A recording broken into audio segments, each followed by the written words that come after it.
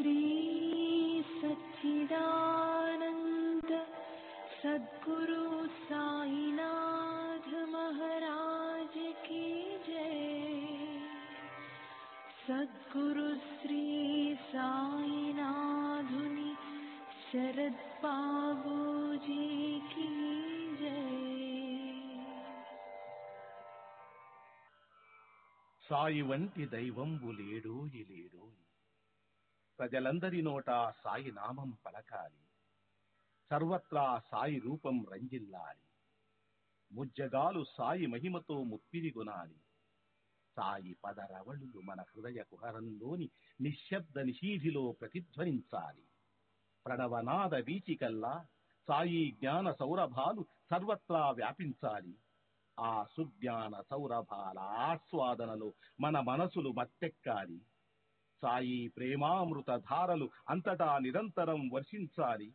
ఆ ప్రేమామృత ధారలలో తడుస్తూ, ఆ జ్ఞాన సౌరభాల మత్తులో ఆనందంగా నర్తిస్తూ సాయి వంటి దైవంబు లేడోయి లేడోయి అని అందరూ ఏకకంఠంతో గానం చేయాలి. అదే నా ఆశ, ఆశయం, ఆకాంక్ష. అదొక మధుర స్వప్నం. ఆ స్వప్న సాఫల్యం కోసం శ్రీ సాయినాథుని అనన్య ప్రేమతో, ఆర్ద్రతతో ప్రార్థించటమే మనం చేయగలిగింది, చేయవలసింది. శ్రీ బాబూజీ. श्री सच्चिदानंद सद्गुरु साईनाथ महाराज की जय। सद्गुरु श्री साईनाथुनि शरद बाबूजी की जय। साई बाबा, साई बाबा, साई बाबा, साई बाबा, साई बाबा, साई बाबा, साई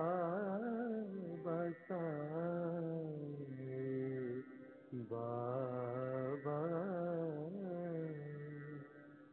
साई बाबा, साई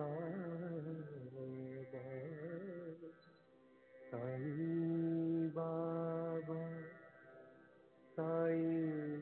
बाबा, साई बाबा, साई बाबा, साई बाबा,